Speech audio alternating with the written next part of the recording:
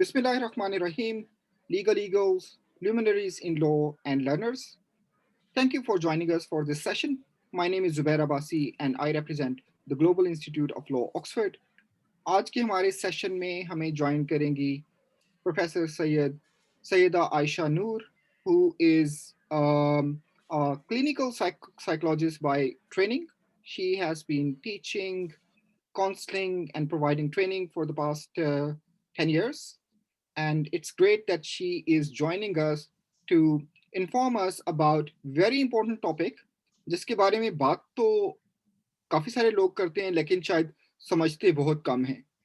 तो हमारे इंस्टीट्यूट का एक पर्पस ये है कि हम जो हमारे कॉन्टेम्प्रेरी इश्यूज हैं उनके ऊपर एक मीनिंगफुल, एक इल्मी और तज्ज़िये पर मबनी गुफ्तगू का आगाज़ करें। तो उस सिलसिले की ये पहली कड़ी है और हमारे साथ जो हैं वो आयशा हैं आज। तो फॉर्मेट कुछ इस तरह से है कि Ayesha will speak for about 40 minutes और उसके बाद में हम जो है वो 20 मिनट का क्वेश्चन एंड आंसर सेशन रखेंगे। आप अपने क्वेश्चन जो हैं वो हमें हम तक पहुंचा सकते हैं फेसबुक के ऊपर कमेंट सेक्शन में, या आप हमें जो है वो व्हाट्सएप कर सकते हैं and we will convey your questions to Aisha.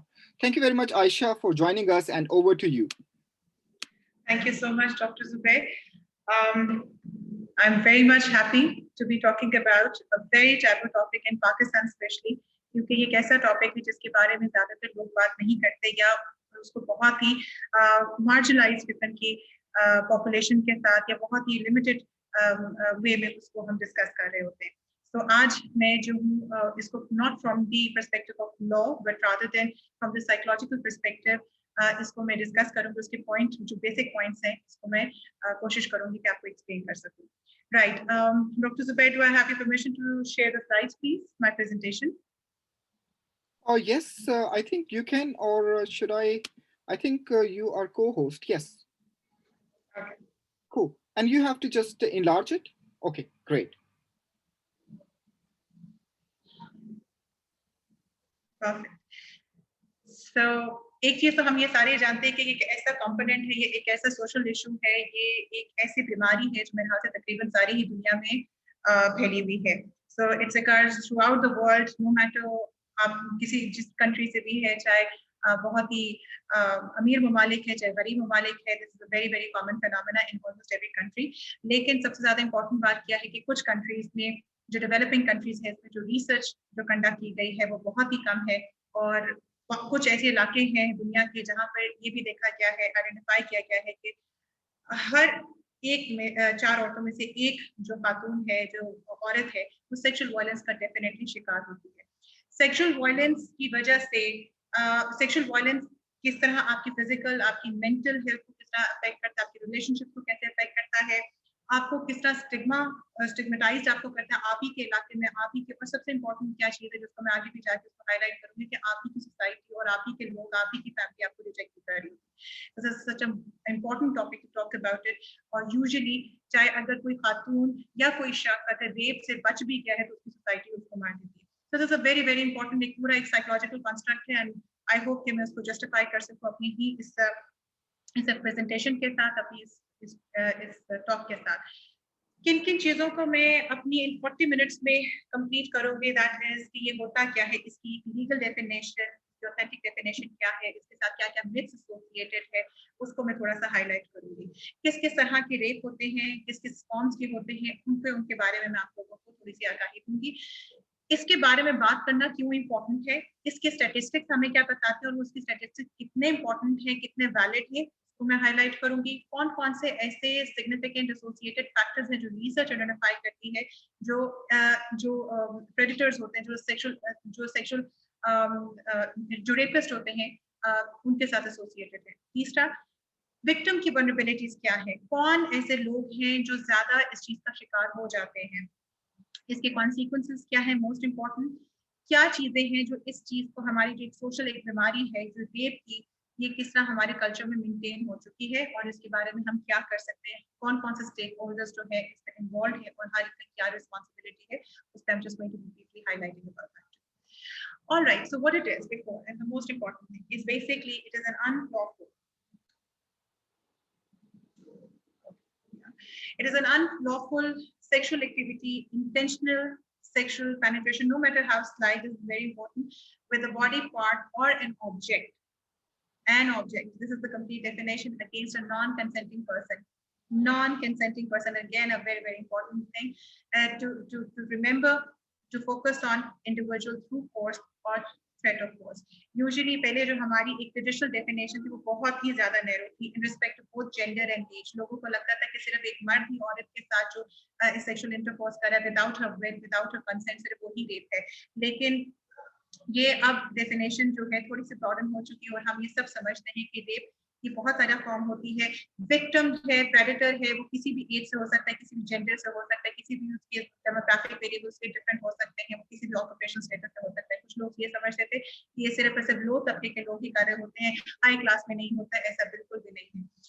However, ज्यादातर मेजॉरिटी ऑफ द केसेस में ये डेफिनेटली देखा गया है कि जब एक मर्द औरत को रेप कर रहा है, इसके केसेस ज्यादा है, इसमें कोई शक।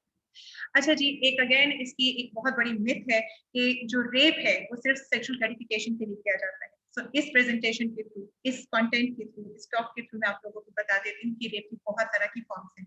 कुछ लोग सीरियस रेपिस्ट होते हैं, कुछ लोगों को एंगर, गुस्से में आके वो रेप करते हैं because that is based on the racial ethnic class hatred है कि अच्छा वो किसी और मजहब से है या किसी और कल्चर से है, या किसी किस्म के कोई किसी को पेन पहुंचाने, किसी को पनिश करना है, किसी औरत को बताना है कि वो इतनी ओपन कैसे हो चुकी है, जैसे एक औरत मार्च का कॉन्सेप्ट चला था, वो एक अलग एक स्टोरी है। सो बेसिकली एंगर रेपिस्ट है, सैडिस्ट रेपिस्ट है। सैडिस्ट रेपिस्ट यूजुअली वो होते हैं ज्यादातर जिनको पैराफिलिक डिसऑर्डर्स होते हैं, सैडिज्म की तरफ ज्यादा होते हैं। गैंग रेप्स है, rape within the marriage, the rape that occurs between a husband and a wife, अगर husband अपनी बीवी से sexual intercourse करता है without her consent, without her will और forceful है, that is also considered one of the rapes.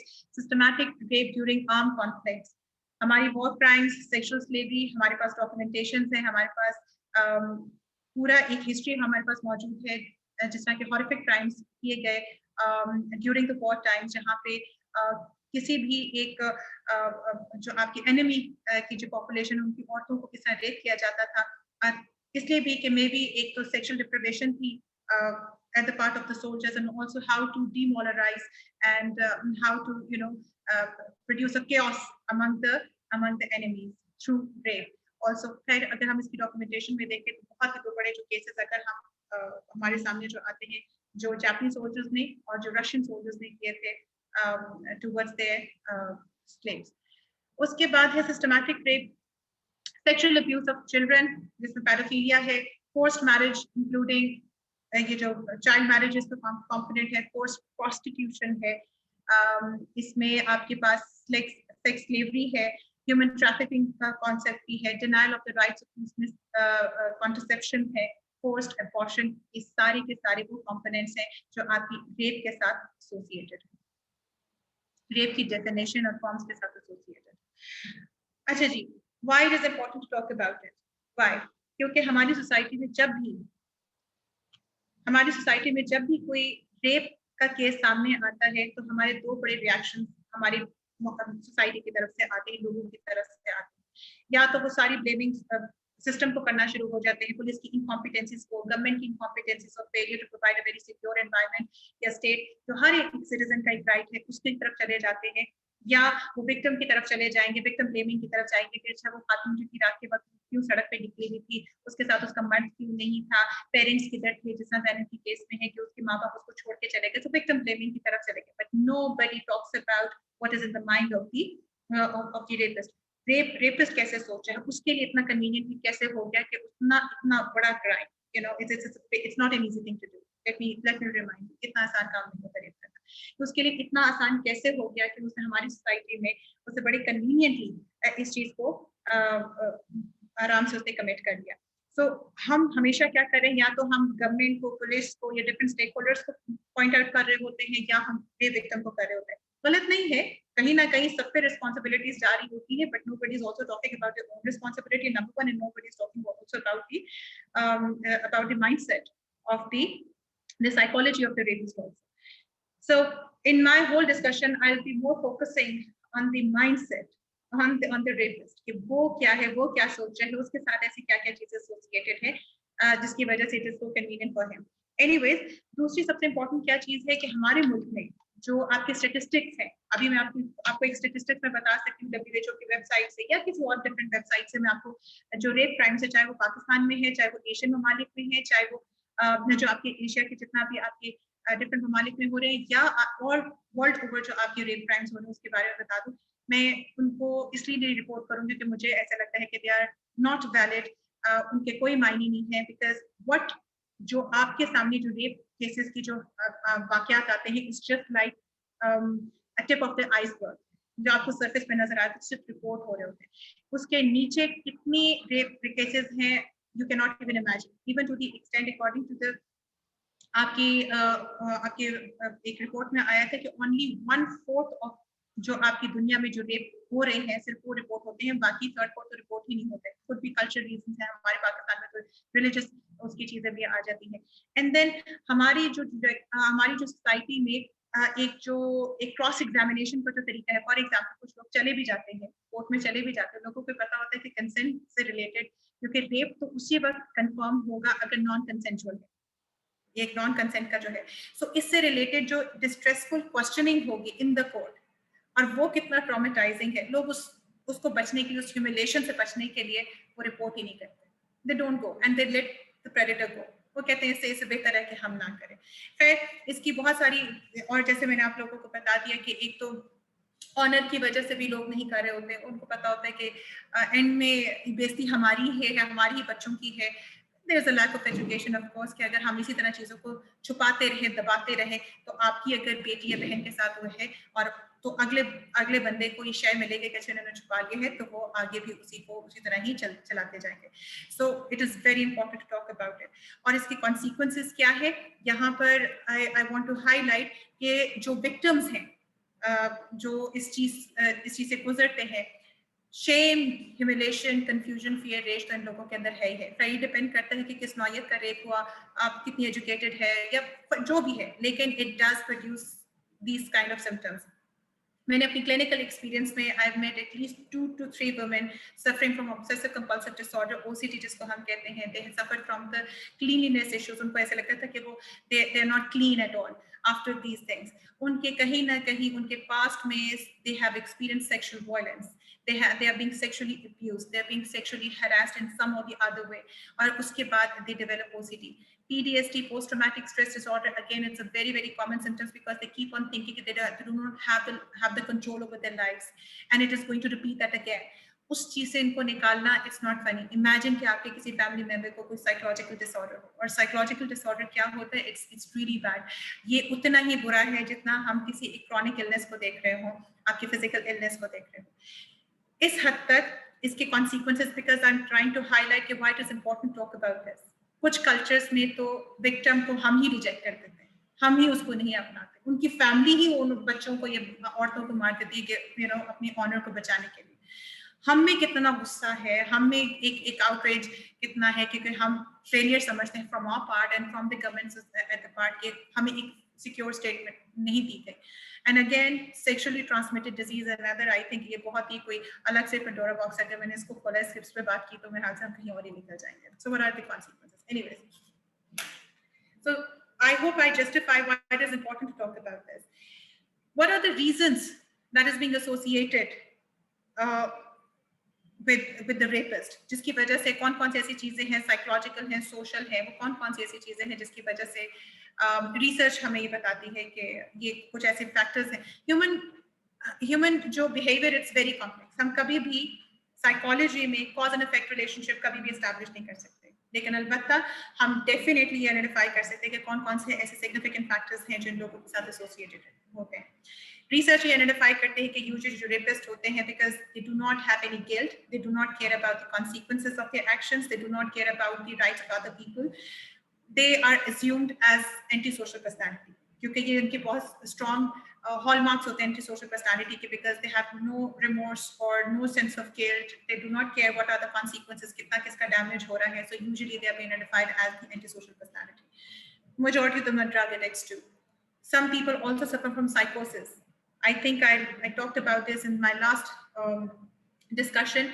एक मौलवी का जो केस था, he said जिसने लड़के को रेप करने के बाद उसको हैंग कर दिया था। आई थिंक ये आज से 4 साल या 5 साल पुराना केस है।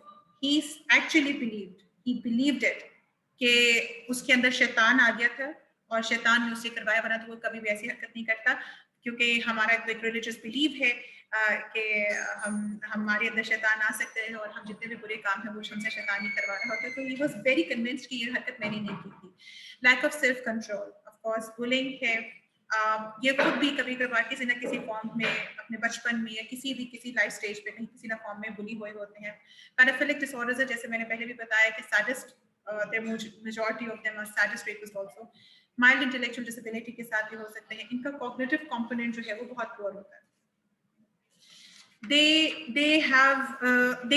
How they evaluate their life, that's basically the cognitive component, because what they perceive is the discrepancy, a gap between the present situation and the desired standard.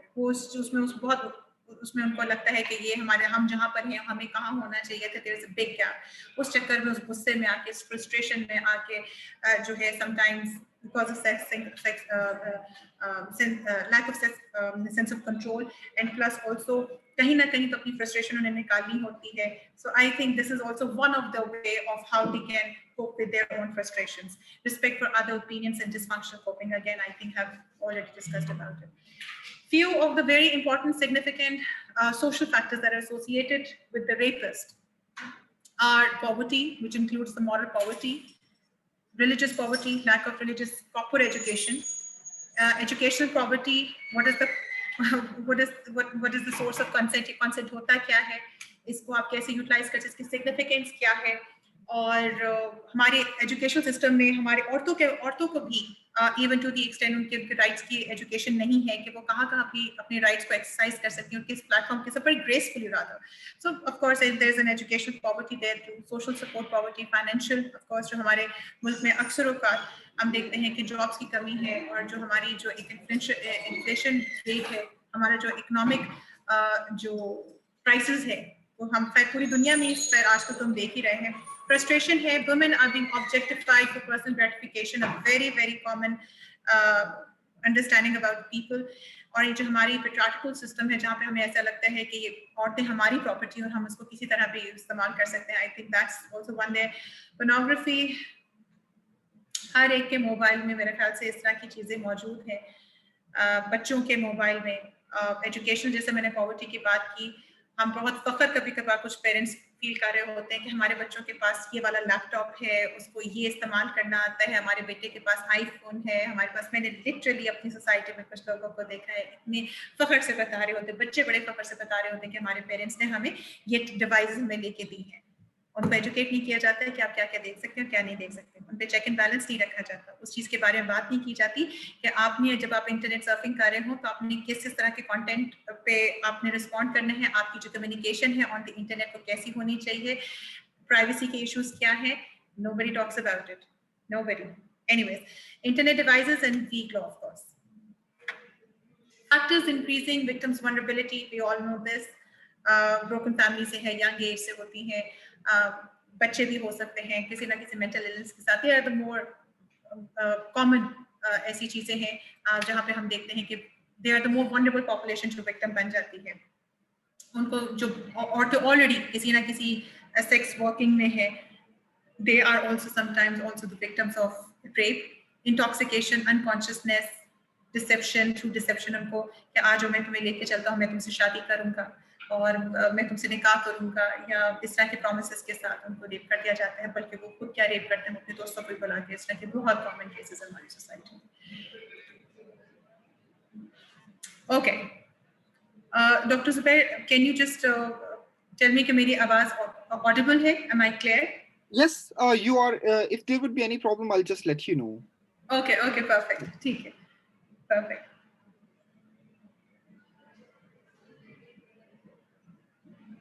I'm sorry. Right. अच्छा, अब हम बात जिस चीज पे मैं सबसे ज्यादा फोकस करना चाहूंगी, that how this thing is maintained in our culture, because जैसे मैंने पहले बताया कि इतना कन्वीनियंटली लोग कैसे कर लेते हैं, हमारे कल्चर में इतने आराम से रेप हो कैसे रहा है, इवन दो पनिशमेंट्स भी है, सारा कुछ हो रहा है, क्या इतनी स्पेस मर्दों के पास है, जो भी प्रेडेटर्स हैं उनके पास ऐसे कैसे, because it's a very very difficult thing to do, इतना कैसे आराम से कर लेते हैं। फिर टैबू टॉपिक है पाकिस्तान में, तो sexual violence and discussion on the mental health. You don't believe my words, I challenge you right now. अभी आप अपना अलग से एक टैब खोलें, आप गूगल करें टैबूज इन पाकिस्तान, आपके पास जो फर्स्ट 2 to 3 जो आपके पास चीजें आएंगी वो मेंटल हेल्थ से related, discussion on mental health and sexual violence. Nobody wants to talk about it, nobody, जिसकी वजह से ऑफ कोर्स आपकी मेंटल हेल्थ इश्यूज चाहे प्रेडेटर के हैं चाहे विक्टिम के भी हो रहे हैं, nobody wants to talk about it. और सेक्सुअल वायलेंस, सेक्स एजुकेशन है, बच्चों के साथ आपने कैसे कम्युनिकेट करना है, बच्चों को दबा दिया जाता है कि नहीं नहीं ऐसी बातें नहीं करनी, ये गंदी चीजें होती हैं, और ये वो सारी चीजें हैं। Nobody talks about these topics with the kids, with the family members, और इसको बहुत ही वो शेम और उसके साथ लिया जा रहा होता है कि हाँ ये कैसी बात कर रहे हो, और हाय हाय ये तो बहुत ही गंदी बात है, इस तरह की बातें करके लोग लिटरली इसको सप्रेस कर देते हैं। And this is one of the very very significant reasons जिसकी वजह से ये चीज मेंटेन है। एंड लोगों को पता होता है, प्रेडेटर्स को पता होता है कि अगर हमने किसी खातून के साथ अगर इस तरह की हरकत कर भी दी है, किसी लड़की के साथ हमने हरकत कर दी, वो घर में जाके कभी भी नहीं बताएगी, they know it। और मैं सिर्फ और सिर्फ ये कोई कुछ ऐसे इलाकों की बात नहीं कर रही जो बहुत ही अंडर डेवलप्ड है, मैं उन लोगों की बात कर रही हूँ जो बहुत एजुकेटेड हैं, जो बहुत ही बोल्ड खवातीन है, वो भी अपने घर में ये बच्चियां ऐसी हैं जिनसे कोई गलती हो भी जाए, वो भी अपने पेरेंट्स को जाके कम्युनिकेट नहीं कर सकती कि हमारे साथ ये चीज हुई। Nobody can talk about it. Anyways, learn behaviors, very important। जैसे मैंने अभी पहले बता चुकी हूँ, इन लोगों को ये पता होता है कि अच्छा अगला बंदा नहीं बताएगा, everybody gets away with it, चाहे वो रॉबरी है, चाहे वो डकैती है, चाहे वो मर्डर है, चाहे वो फॉर्जरी है, चाहे वो रेप है, कुछ भी इस तरह की चीजें हो रही है, पीपल यूजुअली गेट अवे। आपने देखा है कि हमारे पास अब इतनी वीडियोस वायरल हुई होती है जहाँ पे बड़े खुले आम धड़ल्ले से पहले तो चोर होते थे, वो मास्क चढ़ाते थे, फिर जाके डकैती करते थे, फिर किसी बैंक में जाके डकैती करते थे, वो किसी एटीएम को जाके लूटते थे, या किसी एटीएम में जाके जिस बंदे को लूटना उसको लूटते थे। अब तो खुलेआम कर रहे होते, उन्होंने मास्क ही नहीं पहने होते, उनको पता है कि कुछ नहीं होने लगा। Learned behaviour, that person can get away, I can get away। आपको पता है कि ये जो मोटरवे पे जो लेटेस्ट वाकया हुआ था, उस बंदे को जब पकड़ा गया, उसके पीछे उसने पहले भी एक इस तरह का रेप इंसिडेंट कर चुका था, वो पहले भी इस तरह का एक क्राइम कमिट कर चुका था। ये थॉट मैं पहले भी इससे निकल गया हूँ, मैं आगे भी निकलना चाहूंगा। मोस्ट इम्पोर्टेंटली ऐसा क्यों होता है कि जब हमें एक वल्गर कमेंट हमारे सोशल मीडिया पर आता है, हमें कोई सीटी मारता है, हमें कोई छेड़ने की कोशिश करता है, हमें कोई आवाज लगाता है, तो हम अपने फ्रेंड को या अपने फैमिली मेंबर को कहते हैं इसको इग्नोर कर दो। हम इसको इग्नोर क्यों करें? अच्छा, अब यही जब थोड़ा सा स्टेप बढ़ेंगे तो वो रेप की तरफ जाएगा, फिर हम कहेंगे वो उसने रेप कर दिया। जब बच्चा एक छोटी सी गलती करता है, जब बच्चा 1 रुपए की चोरी करता है, तो पेरेंट उसको थप्पड़ क्यों लगाता है? क्योंकि उसको पता है कि मैंने आज इसको ये ना पकड़ा तो ये कल जाके बड़ी चोरी करेगा। ऐसा ही है, हम अपने कल्चर में इन छोटी छोटी चीजों को क्यों जाने दे रहे हैं? Why? अगर आपको कोई वल्गर कमेंट कर रहा है तो आप one is supposed to talk about it। वैसे I'm really happy कि हमारा जो साइबर क्राइम का डिपार्टमेंट है, इट्स वर्किंग रियली गुड। मेरे पास I have some statistics, I have some live examples जिसमें इस तरह की चीजें हुई, औरतों ने इस चीज पे आवाज उठाई और साइबर क्राइम ने प्रॉपर उसका एक्शन भी लिया और लोगों को पकड़ा भी, क्योंकि फैमिलीज को भी लेकर आ गए थे कि आपका बेटा या आपकी बेटी देख लें क्या हरकत हो रही है। There is one-on-one stories on the cybercrime also, और वो बहुत अच्छा चल रहा है. But anyways, बताने का क्या मकसद है कि इन छोटी-छोटी चीजों को हमें इग्नोर नहीं करना चाहिए. जब हम कोई सीटी मारते हम इग्नोर कर देते हैं, हम उसको हमें कोई टेलीफोन कॉल कर रहा हो, हमें कोई मैसेज कर रहा हो, सोशल मीडिया पे we are supposed to react rather than not only us react as a whole community है जिसमें हम सबकी रिस्पॉन्सिबिलिटी आती है, हम सबको उसको स्नैप करना चाहिए. This is not right thing to do. Because यही लोग फिर आगे जाके इनकी लर्निंग हो जाती है कि अच्छा अभी नहीं हुआ तो आगे भी शायद कुछ नहीं होने लगा. कॉन्सिक्वेंसेस रिसर्च, एक इंडिया में बहुत बड़ी रिसर्च हुई थी जिसमें 152 रेपिस्ट का इंटरव्यू किया गया था. इवन टू द एक्सटेंट कुछ सिमिलर इस तरह की जो रिसर्च और बहुत ही इंपॉर्टेंट रिसर्च बाहर के ममालिक इवन पाकिस्तान, ईरान, बांग्लादेश में या और ममालिक में जो हो चुकी हैं, उनकी जो दो बड़े थीम्स निकले थे in order to understand the mindset of the rapist, वो रिवॉल्व अराउंड करे थे पनिशमेंट के and the chances of being getting caught. इनमें से जो सबसे इंपॉर्टेंट चीज थी, उन्होंने कहा था कि they were not really concerned about the punishment. वो सोचते ही नहीं थे बिफोर कमिटिंग द क्राइम कि उनको पनिशमेंट क्या मिलेगी. दे वर मोर कंसर्न्ड थे कि पकड़े तो नहीं जाएंगे. और इसी चक्कर में वो जो अपने रेप विक्टिम्स होते थे उनको अक्सर का रेप करने के बाद मार भी देते थे. So they are more scared of getting caught. So क्या हमने सीखा, हमने यहाँ से हमें क्या पता चलता है, उनको ये पता है कि हम शायद पकड़े नहीं जाएंगे, और अगर पकड़े भी गए तो लोगों ने क्या कर लेना है, पुलिस ने क्या कर लेना है. आपकी तो FIR या आपकी इतनी लंबी चौड़ी है, वो पता नहीं उसमें 25-26 दिन लग जाएंगे. असेसमेंट को क्या होगी, फिर क्रॉस एग्जामिनेशन क्या होगी. अच्छा चलिए 1 मिनट के लिए पकड़े भी गए, चलिए उसने लोगों ने FIR भी कटवा दी, हम अदालत में भी चले जाएंगे, कितने चांसेस है कि हमें सजा मिलेगी. ये थर्ड पार्टी विटनेस चाहिए होता है हमें, किसने कोई देखा, कोई वो सारा कुछ. But there's a whole long story which you and I and everybody who is listening to my talk सभी जानते हैं कि कोर्ट के वहाँ पे होता है कि अगर कितने दफा जो है एक्चुअल जो एक्यूजर है अब्यूजर है वो वाकई उसको सजा मिलती. Usually they can get away because insufficient आपके पास evidence होता है, वो निकल जाता है. Okay. Anyways, so they are not really concerned about the punishment. What they are more concerned about the chances of getting caught. अच्छा जी, इसके अलावा how this thing can be controlled. Punishment, हाँ, अक्सर का जैसे ज़ैनब का केस था, या फरिश्ता का केस था, या ये इसी का ही समझ ले कितना आउटरेज था. Everybody demanded punishment. Everybody said कि इसको capital punishment या इसको जैसे हमारे मुल्क में तो कम से कम 25 साल की सजा या उम्र कैद है या सजाए मौत भी कुछ इंस्टेंस में है, तो ये हमारे पास capital punishment है. पब्लिक हैंगिंग की लोग डिमांड करें तो सरेआम इनको फांसी दी जाए या इनको लोगों के हवाले कर दिया जाए, वो ही इसका इंसाफ करेंगे. मॉब लिंचिंग की मैं बात कर रही हूँ, आप ये सारी चीजें तो कर लें, मॉब लिंचिंग की बात कर लें, ठीक है, मतलब आपका वो जो एंगर है वो तो निकल जाता है, वो आपका सेटिस्फाई तो हो जाता है, आपका जो गुस्सा है वो जो चीज निकल हो जाती है, but it's never going to stop the crime. आपकी रिसर्च भी आइडेंटिफाई करती है कि पनिशमेंट एक्सरसाइज करने से कभी भी कोई क्राइम नहीं रुका. मर्डर्स को मर्डर की सजा, जब उनको डेथ सेंटेंसेस दिए गए, अभी भी मर्डर्स होते हैं. चोरी जो लोग करते हैं उनको जो सजा आती है, अभी भी चोरियां होती हैं. रेप को जो सजा दी जाती है, रेपिस्ट को जो सजा दी जाती है, उसके बावजूद जो है जो इस तरह के वाकयात पहुंचते रहते हैं. हाँ, the only thing from the psychological perspective of the rapist, they have this fear of being getting caught. और वहां पे रिस्पॉन्सिबिलिटी सारे स्टेक होल्डर्स की आती है, चाहे वो टीचर्स हैं, चाहे आप हैं, चाहे मैं हूँ, चाहे पुलिस डिपार्टमेंट है, हमारी जुडिशरी है, हमारे टीचर्स हैं, चाहे वो पेरेंट्स हैं, ओपन कम्युनिकेशन है, हमारे एजुकेशनल प्रोग्राम्स हैं, सबकी रिस्पॉन्सिबिलिटी आती है कि इन लोगों का ये जो फियर है ये जेन्युइन होना चाहिए कि बाकी पकड़े जाएंगे. It's not easy to get away from It's not easy to get away from the crime. Every stakeholder is responsible, as I said that before. Talking about the mental illness is very important again because हमारे मुल्क में कोई mental illness के बारे में बात नहीं करता. याद रखिएगा, कोई भी crime हो, कोई भी, देखिए रेप वही कर रहा है जिसकी कोई ना कोई इश्यू जरूर है, साइकोलॉजिकल है. एक नॉर्मल इंसान, एक नॉर्मल हेल्दी कोपिंग स्ट्रैटेजी के साथ जो इंसान जिंदगी में चलता है, जिसकी हेल्दी रिलेशनशिप्स होते हैं, वो रेप नहीं करेगा. That the person is never going to harm a person. Never. This is my understanding. I mean anybody can disagree with it, but ये मेरी understanding है कि जो बहुत ही normal instances के जो जिनकी एक बहुत ही sane किस्म की, optimal किस्म की जिनकी personalities होती हैं, वो कभी भी इस तरह की हरकत नहीं करते usually. मेंटल हेल्थ इश्यूज के बारे में बात इसलिए करना इंपॉर्टेंट है कि हर क्राइम का, हर एक साइकोलॉजिकल डिस्ट्रेस का, हर एक साइकोलॉजिकल डिसऑर्डर का, हर किसी एक क्राइम का, हर एक सोशल इशू पर एक डेवलपमेंटल कोर्स होता है. ये बात हम सब जानते हैं कि रेप क्राइम्स बढ़ते जा रहे हैं, रुक नहीं है. It's not going to stop. जहाँ पे सोसाइटी है वहाँ पे रेप क्राइम्स भी होंगे, डिफरेंट तरह के अदर क्राइम्स होंगे. तो वहाँ पे मेंटल हेल्थ इश्यूज के बारे में बात करना बहुत इंपॉर्टेंट.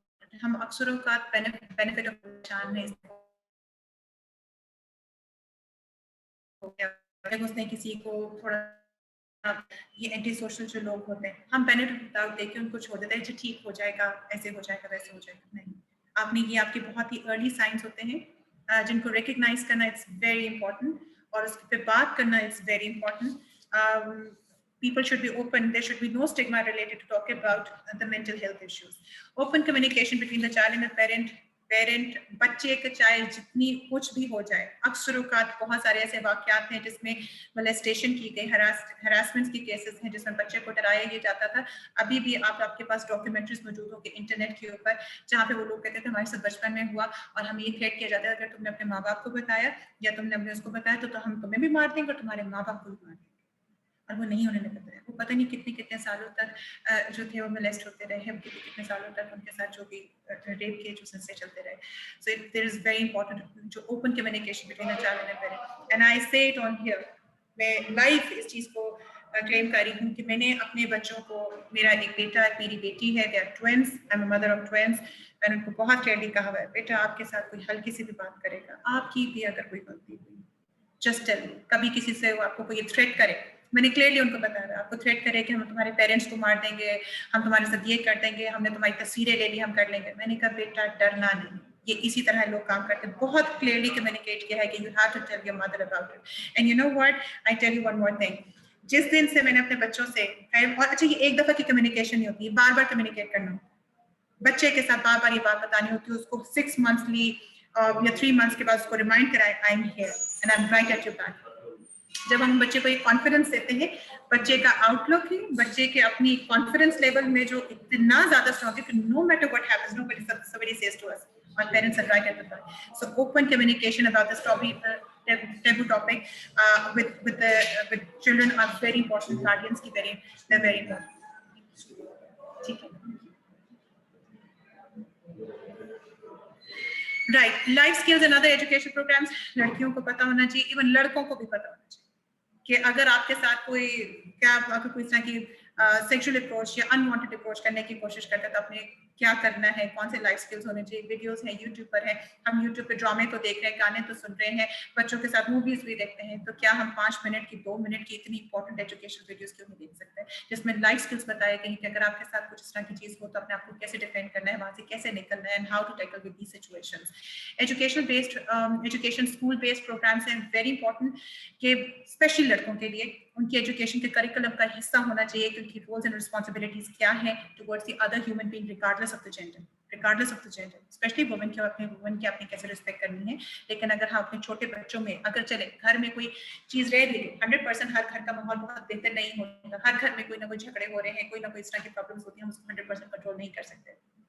चलिए वहां पर कोई डिस्क्रिपेंसी रह भी गई है, तो एजुकेशन सिस्टम में बच्चों के अंदर ये इनकलकेट किया जा सकता है, मॉरल वैल्यूज इनकलकेट की जाती है कि एज अ मेल आपकी क्या रिस्पांसिबिलिटीज हैं, what you have to do and what you don't have to do, what is the right form of behavior, what is the wrong form of behavior. ये सारी चीजें आपको वहां पे बताई जा सकती हैं. और जिसमें information of consent, no means no, ये चीज बहुत इंपॉर्टेंट है जो यूजुअली हमारे कल्चर में नहीं है. जैसे मैंने कहा पेट्रियार्कल कल्चर है, women have property, we can do anything, they don't have their rights, the weaker form, no, the means no. So ये बहुत इंपॉर्टेंट छोटे छोटे टिप्स हैं, वेरी प्रैक्टिकल. अगर बच्चों के साथ ये बात की जाए तो there is a big difference. There is a big difference. Police department of course, जिन औरतों के साथ ये गुजरी उनसे कोई पूछे, उनसे वो पूछे वो प्रोसेस उन्होंने कैसे गुजारा. पुलिस स्टेशन से अपने घर से उठ के पुलिस स्टेशन जाना, पुलिस स्टेशन पे FIR लिखवाना, FIR के बाद मेडिकल रिपोर्ट करवाना, मेडिकल के बाद अदालत पहुंचना. ये कोई ऐसी औरत से पूछे जो इस चीज से गुजरी और वो आपको बताएगी कि शायद रेप का तो एक ट्रॉमा था ही था, ये अलग एक trauma. So please police department से मेरी रिक्वेस्ट होगी फ्रॉम द साइकोलॉजिकल पर्सपेक्टिव, क्योंकि majority of the rapist they are getting away, क्योंकि उनको पता है कि यहाँ का जो सिस्टम है ये इतना कॉम्प्लिकेटेड है और इतना लॉन्ग लेंथी प्रोसेस है और कुछ और इसके साथ और एसोसिएटेड सोशल इश्यूज हैं कि वो शायद एंड में लोग आके छोड़ देते हैं कि चलो जाने, let it. So filing of rape complaint should be easier for the women. It should be very easy. They should be very much regarded और वहाँ उनकी बातों को सुना जाए. ensure that the police will take care of a complaint seriously and they will catch and punish her abusers. को एक confidence दिया जाए. You stay with us and we're going to make sure that we're listening to you and your complaint is being launched. और उसके बाद हम उस इंसान तक पहुंचेंगे. जब लोगों को ये पता चलेगा, हमारी सोसाइटी में कंसेंसस की पनिशमेंट तो जो है क्योंकि ये तो हम प्रूव कर चुके कि पनिशमेंट से तो चीजें नहीं होती. उनका बेसिक साइकोलॉजिकल माइंडसेट क्या था कि they have this fear of being getting caught. इनको ये पता चल गया कि हम बचने नहीं लगे, हमें पकड़ा जाए. This thing can be still controlled. Community-based efforts, prevention campaigns through social media, of course, television के through, social media के through, इसके बारे में campaign, इसकी information के बारे में campaign, how it is important to talk about this stereotype and taboo topics in Pakistan, it should be normalized. Rather than इस चीज़ को normalize हमने जो किया हुआ है ना कि men will be men, वो तो genetically rapist होते हैं और why she was out at the wrong time at the wrong place. ये जो सारी जो चीजें हैं कि सारी विक्टिम ब्लेमिंग की तरफ चले जाते हैं. आई थिंक इस चीज की जरूरत है कि हम इसके education through media, social media के तहत फैला सकें कि नहीं वो तो ठीक है लेकिन कुछ रिस्पॉन्सिबिलिटीज उधर भी जा रही है. इट्स नॉट ओनली दिस कि आप सारी उसी पे डाल दें कि वो क्यों बाहर थी, इस तरह के कपड़े क्यों पहने हुए थे, उसको घर पे क्यों नहीं थी. तो जैसे कि कुछ सिंड्रेला की स्टोरी हो गई. आई वुड रादर से कि रात के 12 बजे जैसे उसका जो कोच था वो उसके जो घोड़े थे वो चूहे बन जाते थे रात के 12 बजे के बाद. इस तरह कुछ मर्द भी जो है ना रात के 12 बजे के बाद कुछ और क्रीचर्स बन जाते हैं. मतलब ठीक है, हमारे कल्चर में ये चीजें सिर्फ औरतों के लिए नहीं मर्दों के लिए भी होनी चाहिए कि रात को नहीं निकलना चाहिए. वो खैर anyways, but you know the responsibility goes to every stakeholder. Centers providing comprehensive care to the victims of sexual assaults, वो ऑलरेडी बहुत सारे हमारे गवर्नमेंट के इदारे हैं जो ऑलरेडी इन लोगों के लिए काम कर रहे हैं. औरतों की एजुकेशन के ऊपर काम कर रहे हैं, हेल्पलाइन भी है, उनकी हेल्थ के ऊपर काम कर रहे हैं, सपोर्ट साइकोलॉजिकल केयर और सपोर्ट उनको प्रोवाइड कर रहे हैं. And the last and the most important thing कि जो लोग इस तरह के विक्टिम्स को ट्रीट कर रहे हैं उनकी जो ट्रेनिंग है, उनकी जो स्पेशलाइजेशन होनी चाहिए वो आम लोगों की तरह नहीं होनी चाहिए.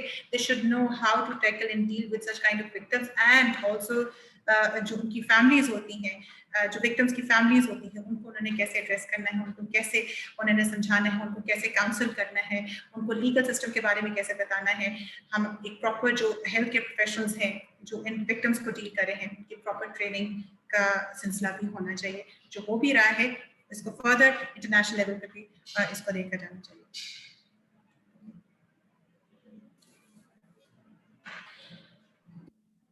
Okay, so thank you very much. May I request you to stop screen sharing so that we can share some questions? Audience की तरफ से काफ़ी ज़्यादा सवालात हमें आ रहे हैं तो मैं उनको ऑर्गेनाइज करने की कोशिश करूँगा डिफरेंट हेडिंग्स में. एक तो ये कि आयशा हमें ये बताइए कि आपने अपने प्रेजेंटेशन में भी मेंशन किया कि बात का लाइन जो है वो ब्लर हो जाती है between a crime and a clinical disorder. तो हम सोसाइटी उनको कैसे डील करें? लाइक अगर कोई रेपिस्ट है, how should we deal that person? Is that person a sick person? Should we treat that person like any ill person? Or should we just treat that person as an offender और उसको properly punish कर दें, hang कर दें, castrate कर दें, lynching कर दें? अच्छा देखिए, इसका बहुत इंपॉर्टेंट जो पॉइंट है वो यहाँ पे ये है कि फॉर एग्जांपल आपके सामने भी अगर एक एग्जांपल देती हूँ, रेपिस्ट है और आपको ये पता चलता है कि इसकी इंटेंशंस वाकई रेप करने की ही थी या इसकी मर्डर करने की ही थी, तो आप उसको डिफरेंट तरीके से डील करेंगे. लेकिन अगर आपको ये पता चलता है the person is suffering from a psychological issue, you know, अगर उसको कोई खुदा ना खास्ता कोई और तरह के साइकोसिस है या उसको कोई साइकोलॉजिकल डिसऑर्डर है, आप उसको थोड़ा सा डिफरेंटली, इवन आपका लॉ भी कहता है कि वो आपको फिर डेथ पेनल्टी नहीं दी जाती if it is proven through proper assessment. It is proven कि इंसान अपने होशोबाज में नहीं था या उसकी इंटेंशंस नहीं थी, but there were some other associated factors जिस तरह उसको देखा गया. यहाँ पर मैं 2 केसेस के बारे में बात करूंगी. आपको याद होगा कि एक खातून ने अपने 2 बच्चों को मारा था जोहर टाउन में. आज से ही 4-5 साल पहले पुरानी बात है. उसने क्या किया था कि अपनी छोटे से बेबी को उसने पहले पानी में डुबो के मारा था, फिर अपने दूसरे बच्चे को भी शायद उसने कत्ल कर दिया था या करने वाली थी, वो बच गया और फिर उसके बाद वो अपने आप को भी मारने लगी. लोगों ने, सोशल मीडिया ने उसको किस तरह चलाया कि you know she should be hanged and she should be properly punished because ये तो धब्बा है, ये तो माँ के नाम पर ये तो इस तरह की चीजें हैं। और वो जो एक सोशल मीडिया को पीछे गाना लगना शुरू हो गया था जब वो न्यूज पर आ रहा था, माई नी माई मैं कहूँ आखा, वो पता नहीं कोई इमोशनल किस्म की कहानी शुरू हो गई थी। Nobody was talking about postpartum depression. Nobody. Nobody was talking about the postpartum depression. Nobody. So ये psychological disorders हैं, लेकिन जब हम इस तरह के लोगों को जब वाकई समझते हैं कि they are suffering from psychological disorders, means you need to treat them, you know, as a psychological. बड़ा मुश्किल काम है ये बात कहना करना, लेकिन at the same moment, at the same time, proper assessment, क्योंकि मेजॉरिटी ऑफ द टाइम हमारे कानून में ये भी है कि वो अपने आप को they show themselves as they are mentally not stable और they get away with the proper punishment या जो भी इस तरह की पनिशमेंट्स होती हैं जो लॉ से रिलेटेड लीगल पनिशमेंट्स की जो उनके होती हैं कॉन्सिक्वेंसेस होते हैं वो सब निकल जाते हैं. So there should be a proper system to it. But yes, if it is a diagnosable disorder of course, लेकिन अगर उसकी इंटेंशन थी, उसने होश आवाज में इस तरह की हरकत की because of you know for any expressive reason, they should be definitely treated as sexual assaulters, and I think they should be punished 101% punished. No compromise on the punishment. Great. तो ठीक है. आयशा, जो आपकी प्रेजेंटेशन में मैं देख रहा हूँ कि जो एक डिसऑर्डर है, चाहे वो साइकोलॉजिकल है, मेंटल है, फिजिकल है, या जिसको पैथोलॉजी कहते हैं मेडिकल आपकी टर्म में, जी, it is also at societal level. It's not at individual बिल्कुल ऐसे, level. ठीक है.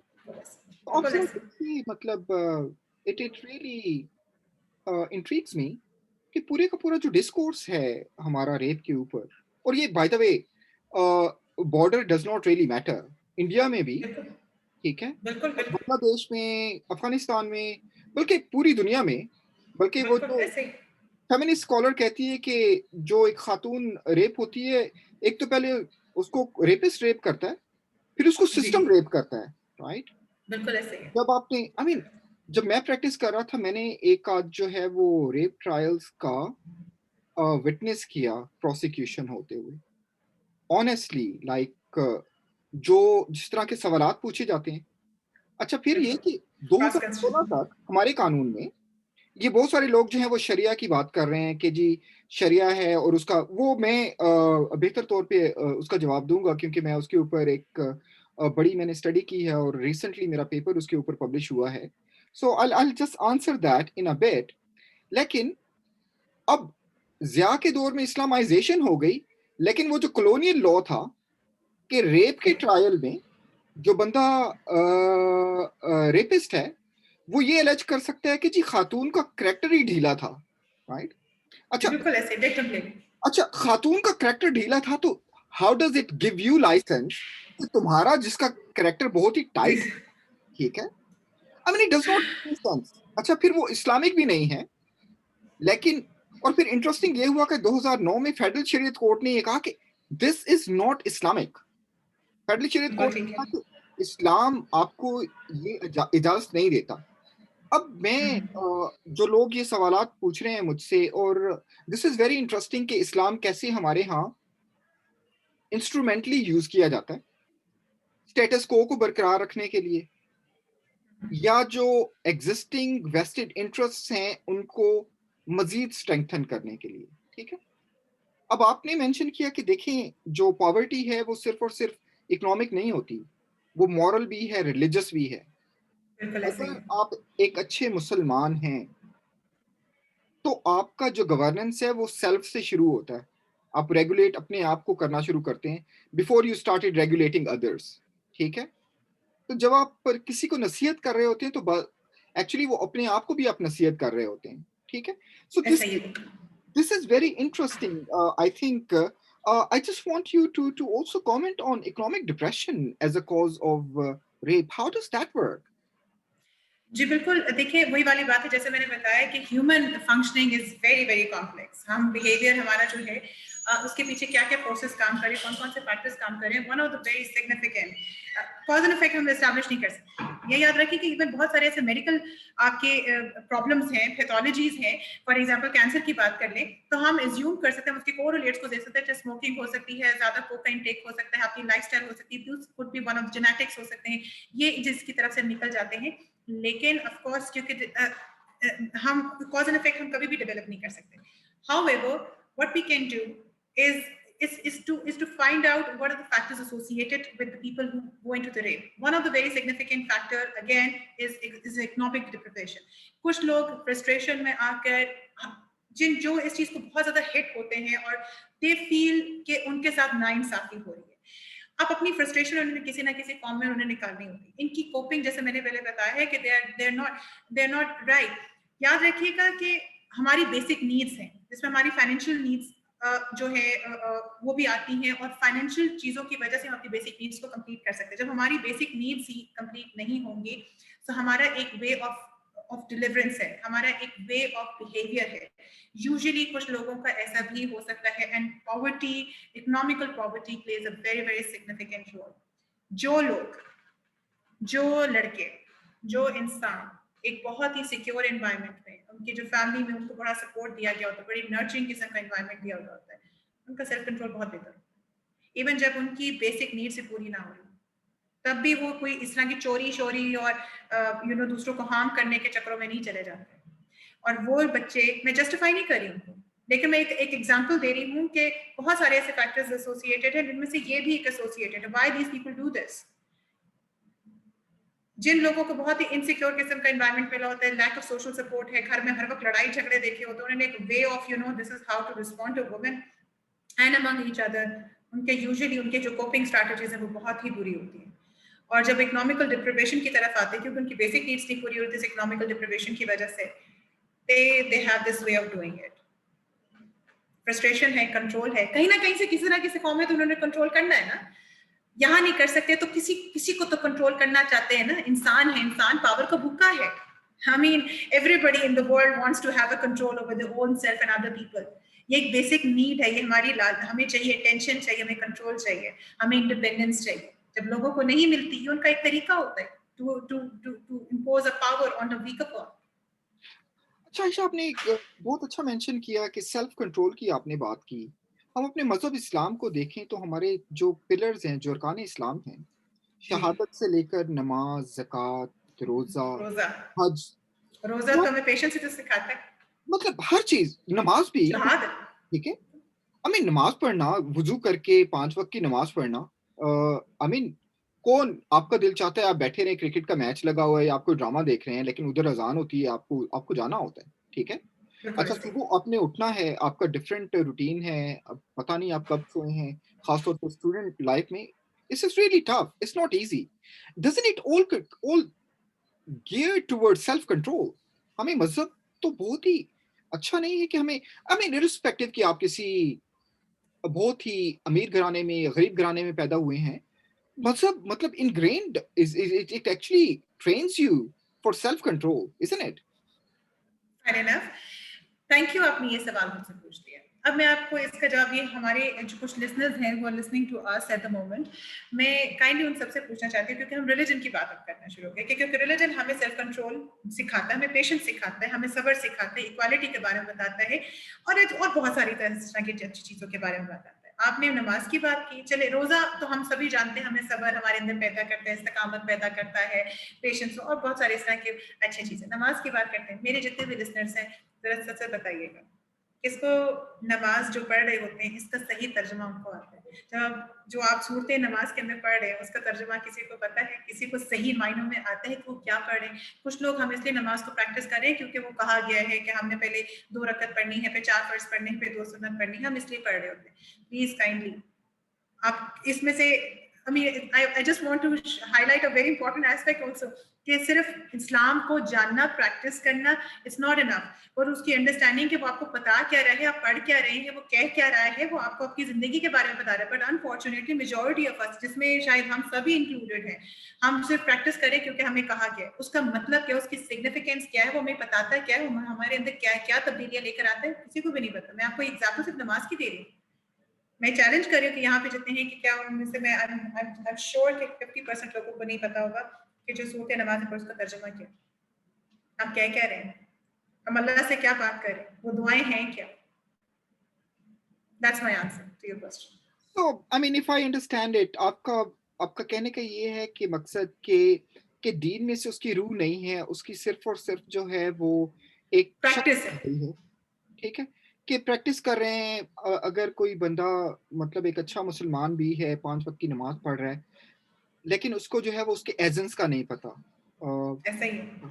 इट्स वेरी इंपॉर्टेंट कि कुरान की तफसीर पढ़ी जाए, जो तर्जुमा है उसको अंडरस्टैंड किया जाए। जब आप इसको ट्रू मायनों में आप उसकी सिग्निफिकेंट देखें, एक किताब होती है, आप एक किताब को आप किसी भी अपनी लॉ की किताब को पढ़ लें, आपके लिए लॉ की किताब पढ़ना तो सारे पढ़ सकते हैं, इंटरनेट पे मौजूद है, जो आपने किताब पढ़ी वो मैं पढ़ सकती हूँ, साइकोलॉजी की जो मैंने डिग्री ली है जिन किताबों को लेकर वो आप भी कर सकते हैं। उसको प्रैक्टिस कैसे करते हैं, उसको समझते कैसे, ये और लेट अलोन हम रिलीजन की बात कर रहे हैं। सो उसे पढ़ने की किताब में उसको प्रैक्टिस करने की, उसको समझने की, उसको अपने अंदर डालने की जरूरत है कि उसको है क्या चीज, वो आपसे कह क्या रहा है, वो आपके अंदर मांग क्या रहा है। सो वो मेरा ख्याल से कि हम सब में ही एज एन इंडिविजुअल, जैसे मैंने कहा, every stakeholder is responsible for all the crimes that are happening in our culture, every stakeholder, and it does not include on the judicial system, it does not only include the political statements made by different big names of in the politics. I think it is the responsibility goes with everyone. और हमारे जो scholars हैं, Islamic scholars हैं, I think अगर उनकी भी एक, हमारे जो मीडिया पर जो हमारे कुछ मशहूर इस्लामिक स्कॉलर्स हैं, जो हमें वो रिप्रेजेंट करें, हमारे इस्लाम को जो रिप्रेजेंट करें, इस्लामिक स्कॉलर्स इस्लाम को रिप्रेजेंट करें, I think one should definitely focus on that too. Very questionable. Thank you very much. अच्छा, आयशा, हम नेक्स्ट मूव करते हैं। जो एक और इम्पोर्टेंट पॉइंट आपने अपनी प्रेजेंटेशन में मेंशन किया वो ये कि चाइल्ड और पेरेंट का जो रिलेशनशिप है, ठीक है, जी। कांस्टेंट कम्युनिकेशन होनी चाहिए है। चाइल्ड जो है वो, क्योंकि सिर्फ और सिर्फ ये नहीं है कि आप उनको फिजिकल वेलबींग आप प्रोवाइड कर रहे हैं, खाना उनको दे रहे हैं, अच्छे कपड़े दे रहे हैं, ठीक है, उनकी इमोशनल डेवलपमेंट भी है, नर्चरिंग वो भी रिक्वायर होती है, ठीक है, कि बच्चा आपसे जो है वो अपनी बात कर सके कि आज ये हुआ, जैसा हुआ, आज मैंने अपने क्लास फेलो से ये बात की, आज ऐसा हुआ, आज जो है वो फलां बंदे ने ये बात की। I mean, how important is it? I mean, specifically आप जैसे हैं, प्रोफेशनल हैं, टीचर हैं, मैं एक प्रोफेशनल हूँ। I think it's really tough sometimes. I mean, sometimes I'm working for 18 hours. तो मुझे नहीं पता लगती मैं अपनी 5 साला बेटी के साथ कैसे वो टाइम निकालूं। जब वो सो रही होती है तो मैं काम पे चला जाता हूँ, जब मैं काम से आता हूँ तो वो सोने का टाइम होता है। तो how should we do that? I know ये बहुत चैलेंजिंग है, स्पेशली हमारे 24/7 कल्चर जैसा हमारा डेवलप हो चुका है पूरी दुनिया में, rather thanks to internet, thanks to Zoom, कि कहाँ पे आप बैठे, कहाँ मैं पाकिस्तान में बैठी, और फिर भी हमारे लिए कितना कन्वीनियंट है। Absolutely it's very challenging to maintain a quality relationship between the child and the parent. बहुत इंपॉर्टेंट है, बहुत चैलेंजिंग है हमारे लिए। I would just have to say कि बच्चा कभी भी आपसे क्वांटिटी टाइम नहीं, हर वक्त अगर आप बच्चे के आसपास भी रहेंगे ना, ये नहीं चाहता, बच्चे को आपसे क्वालिटी टाइम चाहिए। इवन अपने वर्क आवर्स में भी जब आप उसको 5 से 10 मिनट्स आप टेलीफोन पे बात करते, उसको जूम पे बात करते, बेटा आप ठीक हैं, आप खैरियत से हैं, I am here, I am listening to you, how was your day, do you know कि ये जो आपकी 2 मिनट की टॉक है, ये जो आपकी 2 मिनट की गुफ्तगू है, इसने क्या इंप्रेशन छोड़ा, बच्चे को बता दिया भी। अच्छा, बच्चे बहुत जल्दी अंडरस्टैंड, स्पेशली जो वर्किंग पेरेंट्स, क्योंकि अब तो मदर्स भी वर्किंग, बच्चे बहुत जल्दी पिकअप करते हैं, दे डू रिकॉग्नाइज इस चीज को, बहुत इजीली इस चीज के साथ अडेप्ट कर लेते हैं कि हमारे पेरेंट्स जो हैं दे वर्किंग, और उसके साथ बहुत ही आराम से अपने आप को एडजस्ट कर लेते हैं without showing any sign of distress. लेकिन बहुत इंपॉर्टेंट क्या है कि बच्चे को बिल्कुल अबैंडन कर देना इमोशनली, वो बहुत गलत है। मैंने बहुत सारे ऐसे केसेस भी देखे जिसमें पेरेंट्स बहुत बिजी होते हैं, बिजनेस ट्रिप पर होते हैं, जो मदर है वो भी, और बच्चे जो है वो नौकरों के हाथ पल पड़ रहे होते, इवन सबसे best of the best environment दिया होता है, खाने पीने, डिजाइनर वेयर, अच्छे से अच्छा खाना, बड़े से बड़े स्कूल में जा रहे होते, ड्राइवर है, गाड़ी है, सारा कुछ है, but they themselves are absent. Of course इस तरह की सिचुएशंस में बच्चे का self confidence being shattered, no matter आप उसको क्या प्रोवाइड करें। मैंने ऐसे खानदान भी देखे हैं जो बहुत ही लो सोशो इकोनॉमिक स्टेटस के थे, लेकिन उन पेरेंट्स ने अपने बच्चों को क्वालिटी टाइम दिया, उनको उनसे बातचीत की, उनके मसलों को सुना, बेसिक मसलों को सुना, और वो बच्चे they have flourished into someone really really good. So it's not the quantity of the time that you have to provide, the quality, बेशक 2 मिनट का हो, 5 मिनट का हो, 10 मिनट की quality of interaction is most important की, जिसमें आप अपने बच्चे के साथ एक बेस्ट रेपोबिलिटी आप डेवलप कर सकते। मैं भी काम कर रही हूँ। डू यू नो कि इस टाइम जब मैं आपसे अभी बात कर रही हूँ, अभी आपके लेक्चर के दौरान 5 मिनट पहले मैं I was talking to my children, और अभी मैं दोबारा I am just going to call them, so I am constantly in contact with them, so the kids know कि if I am not at the home, I am still at home and I am listening to them, I am talking to them. I think this is great, and this is आसान होता है ये, कोई मैंने आपको कोई इतनी कोई वो चीज नहीं बताई कि जिसकी वजह से हम कहें कि अच्छा ये नहीं हो सकता. बहुत ही सिंपल चीज है. दुनिया में सबसे मुश्किल काम पता है क्या है डॉक्टर जुबैर? आसान सोचना. हमने हर चीज को जब तक हम कॉम्प्लेक्स में नहीं लेकर आएंगे ना, उसके कोई 10 डेफिनेशंस या हम ये भी नहीं कर सकता, वो हमने एक्सक्यूजेस ढूंढने होते हैं. There is no excuse, specially when it comes to the parent child relationship. Not at all. It's just 5 to 10 minutes of quality time every day. Weekends में तो खैर हमें मिल ही जाता है कि बच्चों के साथ बाहर निकल जाते हैं. इस दुनिया में सबसे मुश्किल काम इंसान का बच्चा पालना. सबसे मुश्किल काम. So if you're not ready for this, don't do it. I'm sorry, I just said that. Wow. Yeah, thank you very much. I think this is really important. देखिए उसमें तो इट्स नॉट के बस बच्चे पैदा कर दिए और उसके बाद में आप भूल गए कि वी हैव डन समथिंग. ठीक है, तो इट्स लॉट्स ऑफ रिस्पांसिबिलिटी. बिल्कुल अपने अपने बच्चों को नर्चर करना है. ठीक है, उनकी देखभाल करनी है. And we have to make our society safer for our children, right? तो वल्नरेबल जो भी है सोसाइटी में, सबसे ज्यादा वल्नरेबल जो है वो बच्चे हैं, राइट? और लॉ का जो एक इम्पॉर्टेंट मकसद है और शरिया का भी जो एक इम्पॉर्टेंट मकसद है, अगर आप देखिए कि जितने भी लॉज हैं उनमें अक्सरियत वो लॉज हैं जो कि वीक को प्रोटेक्ट करते हैं. तो लॉ का एक बेसिक पर्पस और शरीयत का भी आप जरा देखें, मजहब में जितना ज्यादा हुक्म जो है वालिदैन और बूढ़े वालिदैन, राइट, बच्चों का. अच्छा, दुआ भी फिर वही है कि अल्लाह मुझ पे रहम फरमा जैसा उन्होंने मुझ पे रहम फरमाया जब मैं बच्चा था. ठीक है, तो so this is, I mean, these are वो जो हमारे मजहब के जो सुनहरी असूल हैं, जो कि पॉलिटिक्स में कहीं पर गड़बड़ हो जाते हैं. So we need to remind ourselves of that. ठीक है, so I want to thank you very much, Aisha. Such an enlightening talk. Thank you, Dr. We hope कि हम आपको नेक्स्ट टाइम भी इनवाइट करेंगे और हम जो अपनी सोसाइटी के डिफरेंट प्रॉब्लम्स हैं उनका जो नफ्सियाती तज्जिया जो है वो आपसे हम हासिल करेंगे. So thank you very much for your time. I look forward to interacting with you in future. Thank you doctor Zubair. बस इस चीज़ का ख्याल रखिएगा क्योंकि अगर अब कोई, जिस तरह मैंने सोशल इश्यूज के बारे में बात की तो, और मैंने ये बताया कि ये सारों की रिस्पॉन्सिबिलिटी, कुछ कड़वे सच भी थे जो मैंने शायद आज यहाँ पे बात कर ली, और कुछ ऐसी सिंपल सजेशंस हैं.